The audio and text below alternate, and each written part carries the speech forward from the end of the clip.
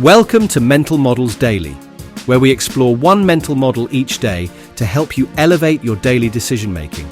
Today, we're diving into a cognitive trap that affects everyone from CEOs to everyday decision-makers: first conclusion bias.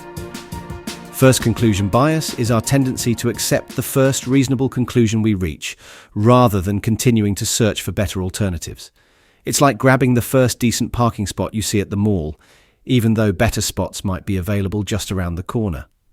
This bias matters because it often leads us to settle for good enough solutions when better options are within reach, potentially limiting our success and innovation. A classic historical example is the case of the Challenger space shuttle disaster in 1986. NASA engineers initially concluded that the O-ring seals would function properly despite cold weather concerns. They stopped their analysis after reaching this first plausible conclusion, rather than thoroughly exploring alternative scenarios. It's like a doctor stopping at the first possible diagnosis without considering other potential causes of symptoms. This tragic example cost 7 lives and demonstrates how first conclusion bias can have devastating consequences. In the business world, Blockbuster's response to Netflix in the early 2000s perfectly illustrates this bias. When Netflix emerged, Blockbuster's leadership concluded that their brick-and-mortar model would remain dominant, seeing Netflix as a niche player. They stuck with this first conclusion rather than deeply exploring the potential of streaming technology. It's like a chess player focusing only on their first planned move without considering their opponent's potential responses.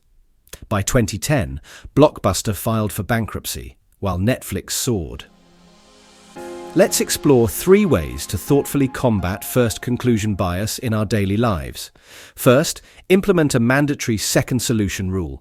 Before making any important decision, force yourself to generate at least one alternative solution. It's like shopping for a house.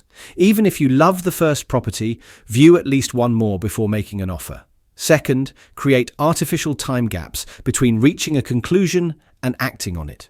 Give yourself 24 hours for important decisions to allow new perspectives to emerge. It's like letting a draft email sit overnight before sending it, often leading to valuable revisions. Third, actively seek contradictory evidence to your first conclusion. Play devil's advocate with your own thinking.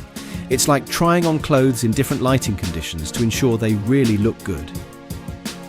In conclusion, first conclusion bias reminds us that our initial solutions, while comfortable, may not be optimal.